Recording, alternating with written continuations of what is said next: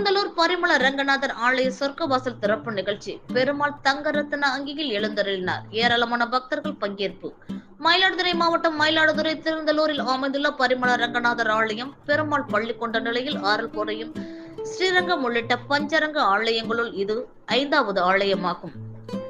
திருமங்கையாழ்வார் உள்ளிட்ட ஆழ்வார்களால் பாடல் பெற்ற 1500 ஆண்டுகள் பழமை வாய்ந்த இந்த ஆலயம் சந்திரனின் சாபம் தீர்த்ததும் 108 வைணவ திவ்ய தேசங்களில் 22வதுமான இந்த ஆலயத்தில் ஏகாதசியை முன்னிட்டு இன்று அதிகாலை சொர்க்கவாசல் திறப்பு நிகழ்ச்சி நடைபெற்றது. இதனை முன்னிட்டு பெருமாள் தங்க ரத்தின ஆங்கியில் உள்பிரகாரத்தில் ஊர்வலமாக எழுந்தருளினார். அதனைத் தொடர்ந்து சிறப்பு ஆராதனைகளுக்கு பின் பெருமாள் பாசுரங்களை பட்டாச்சாரியர்கள் பாடினர். தொடர்ந்து மகா தீபாராதனை நடைபெற்றது. அதனை அடுத்து பரமபத வாசல் எனப்படும் சொர்க்கவாசல் திறக்கப்பட்டு பெருமாள் வசந்த மண்டபத்திற்கு எழுந்தருளினார். திரளான பக்தர்கள் நீண்ட வரிசையில் காத்திருந்த சுவாமி தரிசனம் செய்தனர்.